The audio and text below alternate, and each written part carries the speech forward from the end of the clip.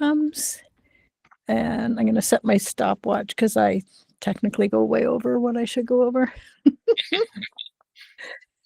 Okay, here we go. Welcome to another episode of Parenting Teens Advice Redefined for today's world, where we have these real, raw, honest conversations on how to not just raise kids, but raise humans into this world. And today I am joined by two leaders who are reshaping how families navigate the digital world. Jeff and Derek are the co-founders of CyberDive, a company building a technology that doesn't aim to control teens, but to strengthen the connection between parents and their kids in a world where screens often pull them apart. Jeff brings years of senior leadership from global finance, pairing strategy with a mission to protect what matters most. Derek draws from his expert experience. Gabby. Derek draws from an experience as a U.S. Army captain and digital threat analyst, taking the precision and clarity of that work and applying it to create tools that actually support real conversations at home.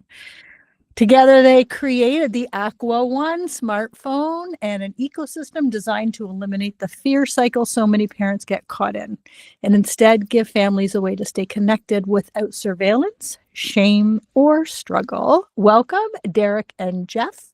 I'm so glad to have you here.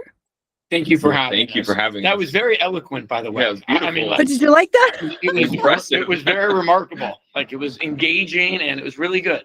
Well, it kept you engaged. That's the important thing. And we know the story very well. Yeah, that's I true. hope so. And this Yeah. is, listen, I want, that's my version of it, but there's no better energy than your version of your story. So, and any question or any conversation, I'm going to let you guys decide who talks when. I'm not going to point a finger at who needs to answer anything. So tell us, what is your mission? What is your why? What is the whole point of this Aqua? I think we can sum that up very simply. Our whole why here is to make human life better. Mm-hmm. I mean, that is sort of the ethos of the company and why we do what we do every single day. We understand that families, children, parents are facing serious problems with what's going on with social media and the online world and that ecosystem. And we wanted to create products that were reliable and as dependable as electricity, and be able to turn be able to turn walls sideways and turn those into bridges where parents were finally able to get access to what their kids are doing, because we know parents really do have a fundamental right to understand what is being fed, what their kids are ingesting every single day. So for us, it really sort of goes back to making human life better and making a difference while we're all living on this spinning rock called Earth. Mm. When I think about and I've done a number of episodes on cyber protection and how we can, navigate and monitor and apps to control what our kids are doing on the phones. And I think this is and no slam to any of that. I think everybody trying to help in this system is helpful. But this is revolutionary, because we're not now trying to put a Band-Aid on yesterday's problem. Mm-hmm. We're not trying to backpedal all the safety. I think your product is revolutionary because you have now solved a problem for today. You're not trying to fix yesterday. So before I keep going, explain the product, tell people, because there's no way I can tell people the way you can what this product is and what it does before we get into talking more about it. Yeah, absolutely. I think a lot of things that parents don't really realize is there's this cycle of fear that's been happening for the past 100 years or more. In the late 1800s, parents were afraid of their kids reading too much. They thought that their kids reading penny dreadfuls were causing them to become delinquent. It happened with comic books. It happened with movies and jazz music, violent video games in general, Dungeons and Dragons. And now we're at a point where it's happening with the internet and social media. Parents everywhere are afraid. And the response to that has always been the same. Let's try to restrict it. Let's try to ban it. Let's try to come up with a rating system to determine which one's bad and which one's okay and what age level is appropriate. And it hasn't worked. It hasn't worked for our parents or our grandparents or great grandparents. And it's not working for families today. It's not working for kids today, especially. So we realized that when we started our company, when we created our product, we weren't going to follow that same approach. We were going to do something radically different. And our radically different approach is centered on the foundation of transparency. So when a child has an AquaOne phone, parents are able to see anything that is showing up on that screen 24/7, 365, no matter if it's in TikTok, no matter if it's in Snapchat, no matter if it's an encrypted app. Parents are able to see it in real time and go back in history and view everything. But not just that, we also recognize the fact that there are risks for kids these days, risks that didn't exist when they were listening to music on their Walkman. One of the main risks that we focus on is something called sextortion. Sextortion happens when kids connect with someone in whatever means they can on the internet. A lot of times it happens chatting in a game like Roblox. And then that person they connect with convinces that child to send a nude photo, and they hold that photo for ransom for the kid. They want the child to pay money somewhere internationally so that it's not leaked out to their school, to their friends, to their family. And unfortunately, we've seen a lot of cases in the last few years where kids end up committing suicide. They're too afraid to tell their parents. And so we realized we wanted to do something to stop that from taking place with our phones. So we have a model that's running on the phone that in real time, if any of the cameras, front or back camera, is trying to be used to take a nude photo, it prevents that photo from being taken, immediately locks the phone and sends an alert to the parent.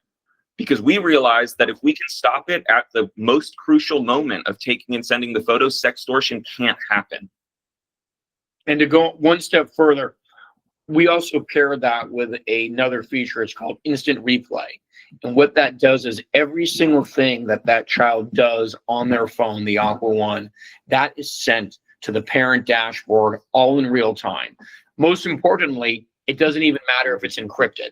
So if it's on WhatsApp, if it's something that's disappearing on Snapchat, all of that goes to the parent dashboard. So for us, we didn't really want to build a product that sort of falls in the line with like nailing Jello to a wall.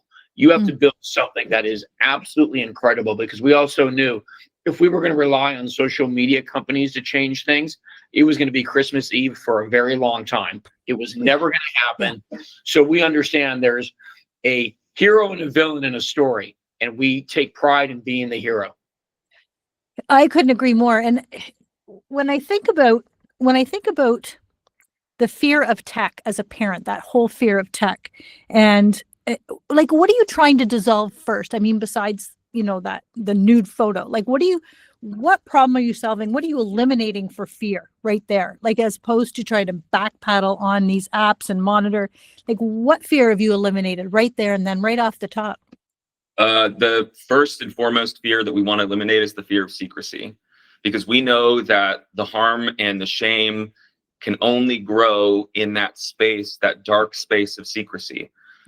My kids have had phones from a very young age, our phones specifically, and it is a completely different experience than any other parents I've talked to. We have a lot of customers who've ended up buying our phone because they tried an iPhone first, or they tried getting a different phone. They tried installing different parental control apps and realized that it was a losing game. Their kids could figure out ways around it, and they realized that trying to prevent their kids from doing the things that they wanted just created more secrets. It created an environment where their kids would figure out ways around it. They'd use a friend's device. They'd find a way to do it, because kids are really, really smart, and they will figure out a way around it. So what we did is we took an approach of transparency. We aren't trying to advise parents on here's the right apps for your children, here's the right types of content they should see or not see. We believe that you get to make that determination for your family, but no matter what decision you make, you should have absolute transparency of what's going on. And for us, we understand the genie's out of the bottle. Phones are not going away. And there have been a lot of solutions out there that were sort of predicated on the thought process of blocking everything. Stop them from having phones. Stop them from seeing this.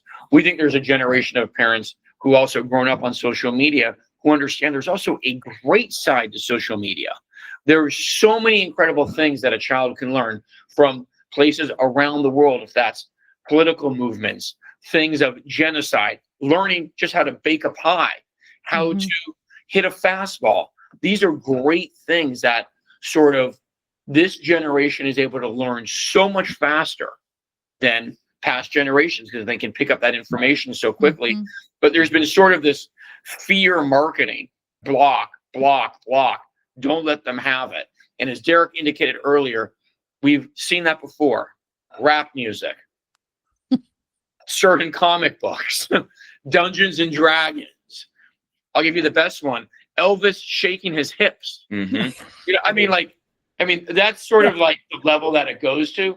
So we really sort of stand on that foundation of parents want to understand and have conversations that are often very comfortable, but are also sometimes not comfortable. Mhm. And it's okay to have those conversations because it is a tough world that kids are living in now, and parents have to navigate that.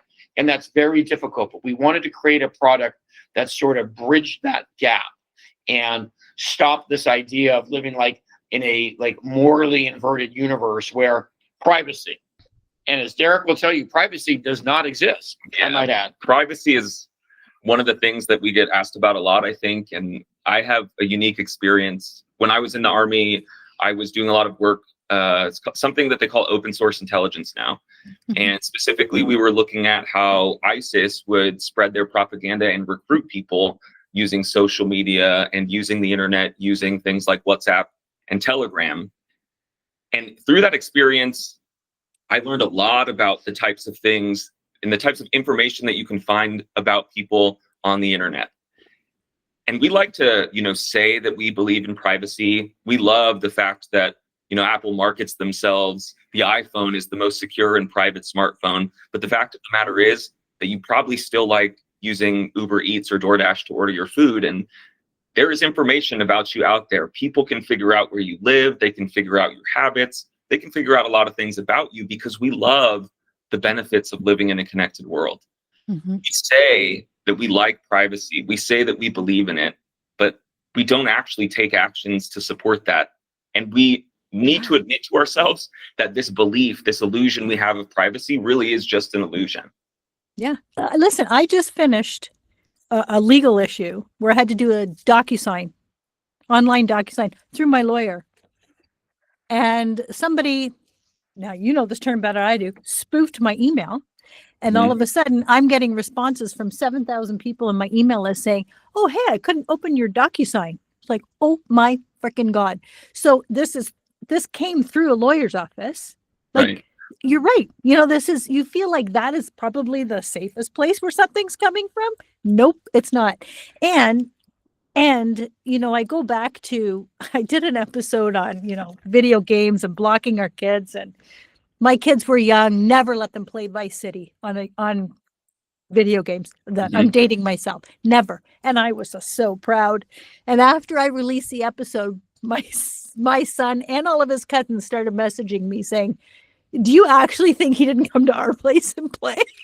So there's no getting around it. Like, there's just no getting around it. So, and that's what I mean by, this is revolutionary because things are here and we need to look at it dead on, not backpedal and start, oh, we got to cover this app and then we got to look after this app. And oh, this one came up. Like, I think this solves the problem, which is fantastic.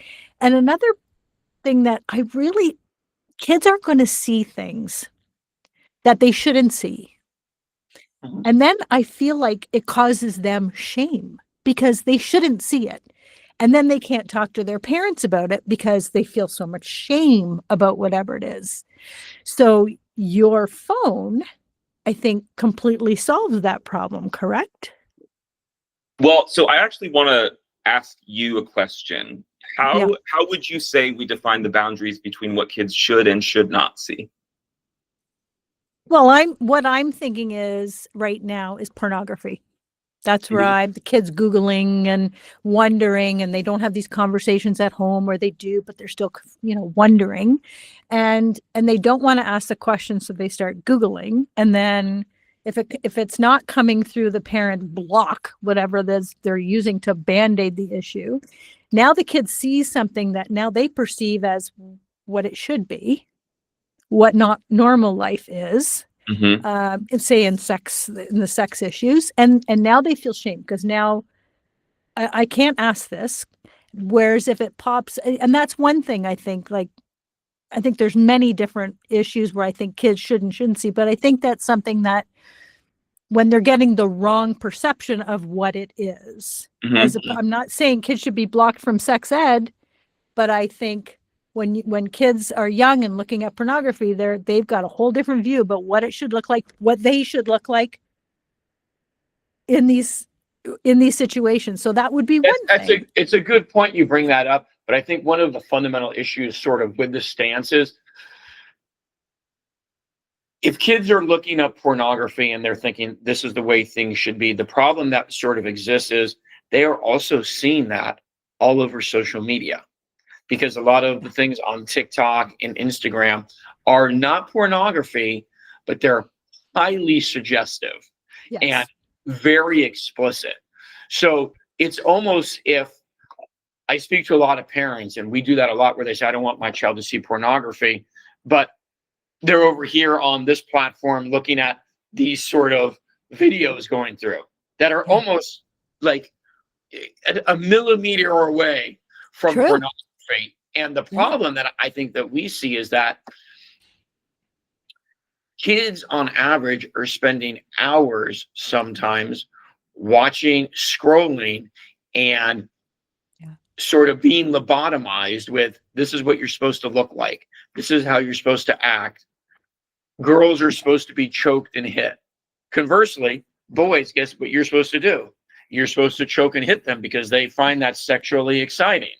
And when you're getting those themes just constantly going over and over again, I would almost argue, from my point of view, that pornography is not as bad as what they're being fed every single second, because pornography is sort of like, hey, I want to take a look at this event. Whereas when they revert back to what they're looking on social media, it's actually a behavioral change. This is how you should act. This is what you have to do.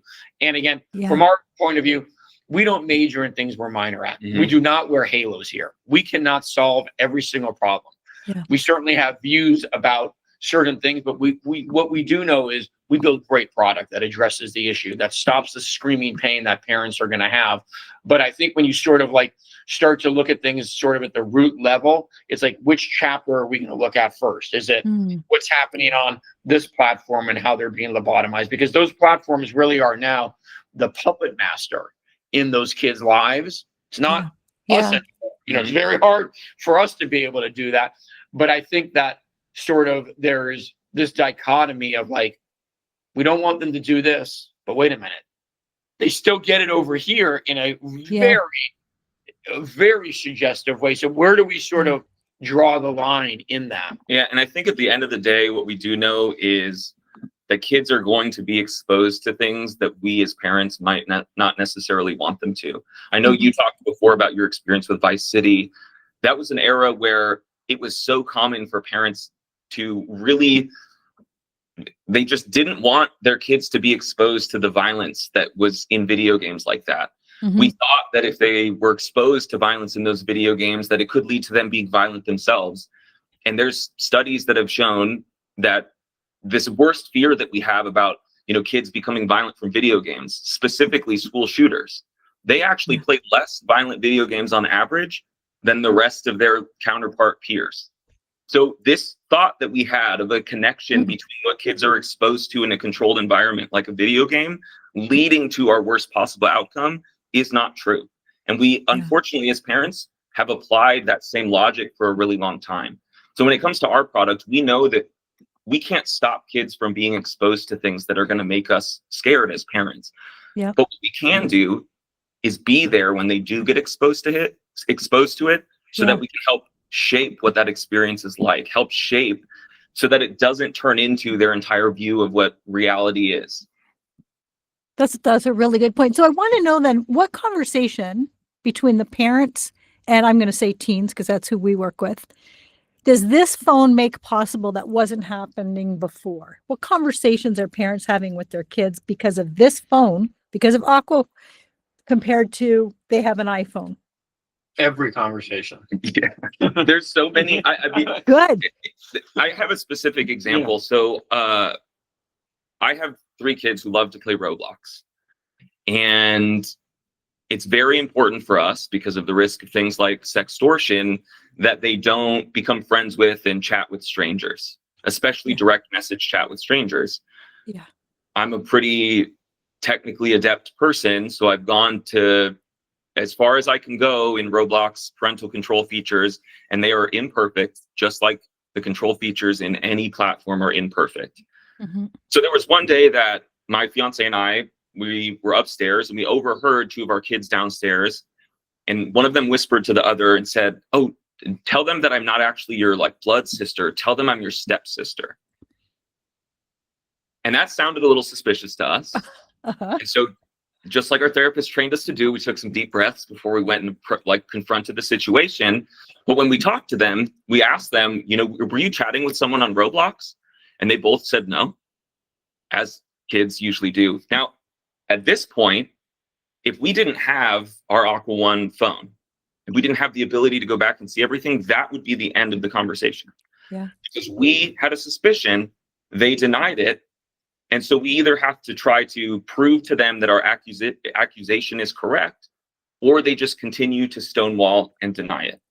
Now, I'm not going to get into the psychological mechanics of why kids lie, all of those things. It's a normal thing that kids do. We all did it when we were kids. Mm-hmm.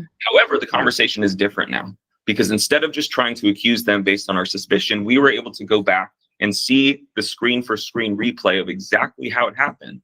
We were able to sit next to them and show them what happened. And instead of having a conversation about why it's so bad to lie, we were able to have a conversation about whether or not they could actually prove and verify that this isn't some 45-year-old man. Yes. It's much more productive of a conversation, and it never would have happened if it wasn't for our product. And on the other side of that, which I think is really interesting, with our product, it allows parents, again, to see everything. So you finally have an ability to have more meaningful conversations than just, how was your day? We all know that is the blanket statement we all make because we're programmed to say that. And we know the response is just good, great. I mean, it's just sort of like, hi, how are you? When we say that on the phone, we really aren't saying to the person, tell me how you are. Yeah. Like it's just like, hi, how are you? Let's move on. But some people take it as, oh, how am I? Let me tell you, and they give you the life story and so forth. And I think for us, there is an ability for parents to see things that are just eye-opening. And it's not just always negative things, but if you have a child that is in ballet and you notice that she is watching YouTube videos of football, that gives you an indicator, hey, maybe she likes this. It gives the parent the ability to know if a child likes a certain music star. That parent then can take action and then buy tickets to go with their child to a concert. If they like looking at Egypt, a parent can go on Amazon and buy a book about Egypt and about the Nile River. And about good. So there are these parents have this ability now to really integrate down sort of at a granular level and sort of curate how they're going to parent, because they can see my child loves McDonald's. Well, guess what I'm going to order tonight on DoorDash? McDonald's. And to me, we believe that is a better way to parent than just the general, how is your day? Because you're not going to get it out of them now. They're just not going to do it. And they never have done it. Right. And I love that. I love what you talked about, actually, the lying thing, because now we're not even testing them. Now, and even instead of saying, oh, were you doing this in order for them to lie back to us? Well, now we have the phone. I can see that you were really interested in talking to this guy on Roblox, and eliminate that whole opportunity to lie, because now we're training our kids to know they're going to see everything. So they're not in defense mode. Right. And I feel like that sometimes, and I'm not questioning how you talk to your kids or ask them about the lie. What I'm saying is sometimes when we're parenting teens, I feel like we need to kind of change our approach, because so many parents just dive in for the lie. Did you, when they know the, like, why ask a kid, did they do something? Well, you know full well, I've got the evidence right here. My mom said to me one day, do you smoke? She had the cigarettes behind her back. Mhm. I said, yeah. She said, fuck, I don't know what to do with that. But it was just lucky. But I mean, she, it's sometimes I feel like when we're coming at things a little differently with our teenagers, in the sense that, I already know. So I'm not going to give you the opportunity to lie because I've got it, which is such a promo for your phone, because now the kids are like, even if they've done it once, now they're like, oh, okay, well, there's just no point in that opportunity. And I think this brings up such great conversation. So I want to say, so first of all, age-wise, the phone, what age are we giving our kids? Whatever age you as a parent feel comfortable giving your child a phone. The youngest in my family was 3 years old. Okay. A lot of parents are choosing to give their children phones when they feel like they've aged out of a tablet. We just talked to a mom the other day, actually. Her daughter is 11. And she was telling us, my daughter has had an iPad for a really long time. She's been asking for a phone for years. And I keep trying to show her how everything she really wants to do, she can do on her iPad. Mm-hmm. That doesn't sound like a very great situation. You're continuing to try to convince your daughter to not want something that she has wanted for so many years. Mm-hmm. Rather than fighting that battle, get a phone that they can still do everything they want to do with, everything that they can still do on their tablet. It's not going to feel like a kid's phone because it's a new Google Pixel 9. It is a fancier phone than most of their friends and peers are going to have. Mm-hmm. But then you, as a mom or a dad or a step parent or a guardian, are going to be able to see every single thing that they do. So not even if they stray, not even if they see something that's going to be an uncomfortable conversation, but when, you know exactly when it happens and how it happens. And I think also it's not like a like a monolith idea. We often get that question, when should parents give a phone to their kids? Mm-hmm. It is so individualized. Mm-hmm. It is so individualized depending on the parent's work schedule.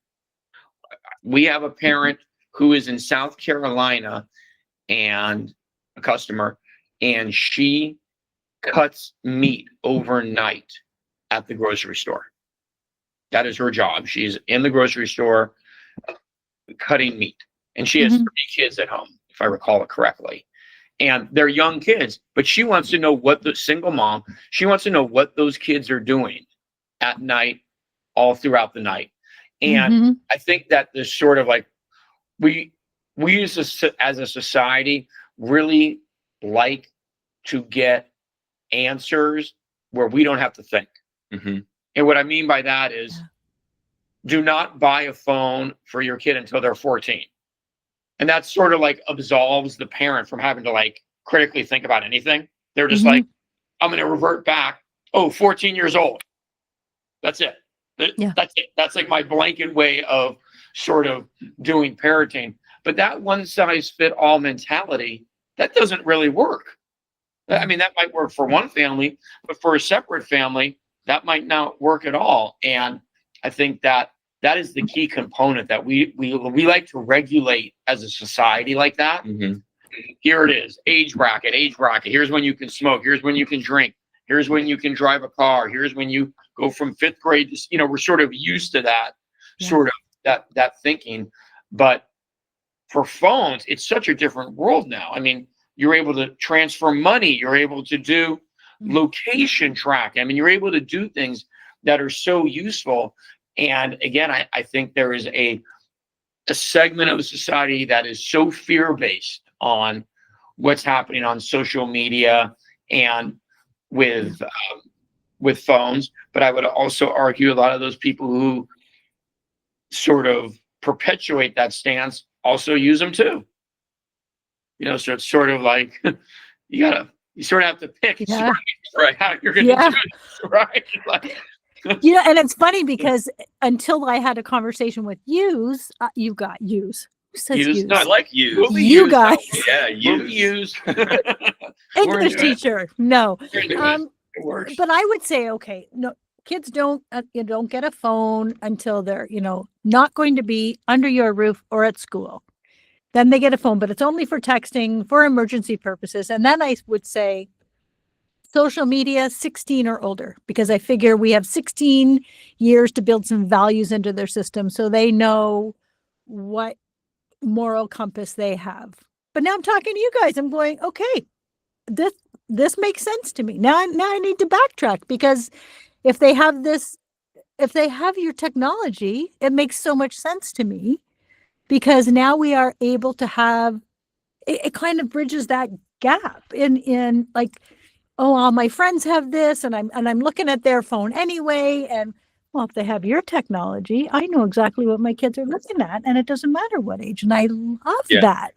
I am yeah, and I think that's great, because again, one of my daughters at some point, I remember she had said to me, I'm seeing something on social media about a genocide of some people in Africa, and I want to help with that. Mm-hmm. That's a beautiful thing. Mm-hmm. Yes. And if she didn't have the phone, she wouldn't have seen it. She would have never known that. And so I often in my mind think parents are sometimes so reluctant to sort of allow their kids to experience social media, because believe me, it's scary. Believe me, we see some scary shit, and that just is part of it. But there's also a good side. Mm-hmm. Again, when you can have someone see a group of people who are suffering in a country and have empathy and say, hey, can I find a charity to give money to help them? That only increases the intellect of your child. Yeah. You're actually getting them to sort of critically think outside of the 3 blocks they live in within their community. They start to understand, oh, wait a minute, I do have it great because I can order pizza. I have running water. I have things that some communities don't have. And I think there's sort of a way that this generation who's growing up on social media is, I believe, better than us. Yeah. And I really do. And I also, there's a saying that we have in the military, no plan survives first contact. And the idea of that is we can try to prepare as much as we want for every scenario. We can read all of the things, we can watch all the things, take all of the classes, but everything changes once you're actually in the middle of the experience. And I think at the end of the day, most parents would agree that we don't want our kids to be convinced that the internet is evil. We don't want our kids to learn that social media is only bad. Mm-hmm. I think most parents realize that the internet does have good things. Social media does have good things. What we want is our kids to learn how to use it effectively and safely. Yeah. And so the idea is that we can try to send them to all of these classes. We can try to read them all of these books. We can try to have all of these conversations, and that's all great. Mm-hmm. But if you're trying to teach a child to ride a bike, you're not going to give them a book on how to ride a bike. Yeah. You're going to teach them how to ride a bike by riding a bike. Yeah. And it's the same thing with social media, the same thing with the internet. So when it comes down to when to give it to your child, when are you ready to teach them how to ride the bike? That's so good. And, I'm going to put my neurodivergent hat on here because that's what I do. And that's what I've done for 25 years.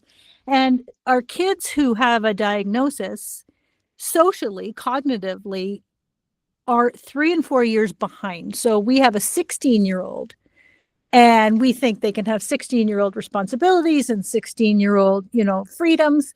But really, a kid with autism or ADHD could easily be really 12.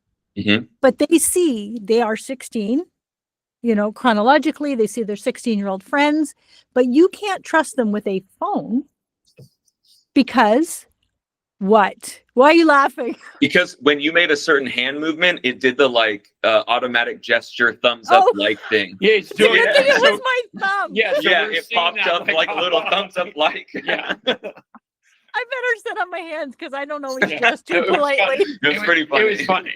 It was funny. Okay, but see, now I didn't know if that was a signal for us. That was you wanted to talk about that more. I was trying to, in my mind, what does that mean? Was that I'm not that good. Doing that? What the fuck's happening here? If there's a trick, it's totally by accident. So I'm thinking with your phone though, how amazing that is for kids to feel inclusive Mhm. in their age. They just want to be, so many kids, want to be, and I'm saying this because this is what they say, I just want to be normal. I just want to Mhm. be normal. But mom's like, I can't trust him with the phone. I know he is 16, but he does things 12-year-olds would do, and I can't. But your phone solves the problem. Mhm. Like, I love that. Talk about inclusivity. Yeah, I actually one of my kids has a neurodivergent diagnosis, and we're a blended family. And it's been a really interesting experience for me because my three kids use their phones in completely different ways. Mm. One of my kids, he loves to create things. One of my kids loves to be social. And then one is, frankly, he just really likes to talk to his dad. Yeah. And, I'm his stepdad, but I love the fact that he can text and call his biological dad whenever he wants. Yeah. And he'll do it for random things any time of the day. The fact that he can do that, I don't need to make a determination that he's old enough to do that when he's 14 or 16, or he shouldn't be able to do that now, or the risks that he can download other apps. No, because he can have that experience and he can feel more normal. And frankly, he is his own version of normal, and he should be able to have that experience. Yep. Something that was interesting and just listening to Derek right there is that we often have some of our employees talk to specifically like my children and their friends, and those are ages between, like, let's say, like 15 and like 18 years old. Mm-hmm. The thing that was so interesting when we practice those little seminars is we go in there with the mindset of, tell us about bullying. Yeah. Tell us how much bullying is affecting you. Tell us about bullying. We sort of like get like, that's sort of like our like North Star that we hang on, because I think we hear that so much. And their responses to that are like, who cares about bullying? Like, that's nothing even that we even think about. And it's sort of, and I know, and when we heard those responses, it sort of like reminds me, like, we're also adults who are often off target. Like just so off target. I'm just reminded, I will always remember and I believe it was Tipper Gore trying, to get curse words out of rap music. That was like such a big thing. We are not going to have curse words in it. And it goes back to Elvis's hips. It's the same, sort of that same concept. And I often think that for us as a company, we don't try to make any determinations. We can't do that. We are not able to do that. But I think what product-wise, what we do, it allows parents to really see, this is what my kids are concerned about. Mm-hmm. This is what's on their sort of mosaic of things that are issues. Yes, parents and governments are talking about this and that, but I've often found that when you have older generations dictating what is good for a younger generation, that older generation, they're already past. It's beyond them. We're part of that older generation. I mean, I'm poking at myself too. Like, I'm not. I'm self-deprecating to myself as well. I don't know it all as well, but I just think that, again, kids are smarter today than we were. They know. Yeah. They know so much more about the world. They know so much more about so many different factors. Yes, there is a lot of terrible stuff online.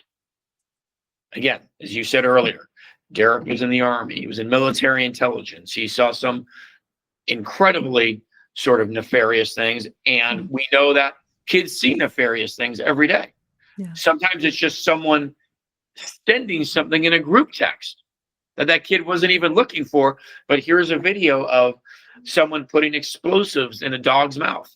Mm-hmm. That sort of, I would say, those thematics that kids are seeing all the time, and as we see as adults.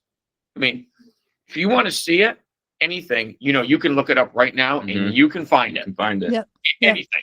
Yeah. I mean, that thing pops in your head. Now, before, that wasn't feasible, right? You popped in your head and you were like, Would I go grab an encyclopedia? I mean, it didn't exist, but that does exist now. And I think it takes a different set of parenting skills in order to navigate that. And I think we put so much blame on the kids, them, ban this, ban that. And I often like to say, hey, parents, listen, we also have to adapt to that as well. Like it's not just them. We have to be a little bit better in doing this. And I think our phone sort of bridges the gap between that two and allows that perfect synergy there. Yeah. I love that. Okay. So let's start with the beginning. Hey guys, I need your phone. What do I do? Go to our website, cyberdive.co, cyberdive.co. You'll see a big button there. Click it, find out everything. It's really easy. Okay, so the phone arrives at my house, and now I'm going to hand it to my kid. What am I saying? So you take it out of the box. There's actually instructions in the box for both you and your child. We've designed everything from the moment you get it to be a transparent conversation. There is no secrecy. There is no hiding. You set it up together. It's essentially turning it on, clicking 3 things, and then you're able to see everything that happens, and they're able to use the phone just like any of their friends would. That's wild. I love it. I love it. It's so good. And then the parent gets to see everything. I mean, and this new journey starts. And I think what we have found is that young kids, they just want to be online. They just want to experience this thing, because guess what they have seen their whole lives? Their parents doing this. Damn right. Their parents sitting there, driving, eating, brushing their teeth, doing everything while doing this. Yeah. So this thing has got to be amazing, right? Like this thing, whatever this thing is doing, has got to be the most incredible thing in the world. And so when young kids get that, they want to be online. They want to have conversations. And I think that's sort of a critical piece that has been missed that we've really tried to address. Yeah, this is so relevant. I'm so glad we had this conversation. This has just changed my brain and the way I would even be talking the rest of my podcast episodes about phones. Like this is going to come up for sure.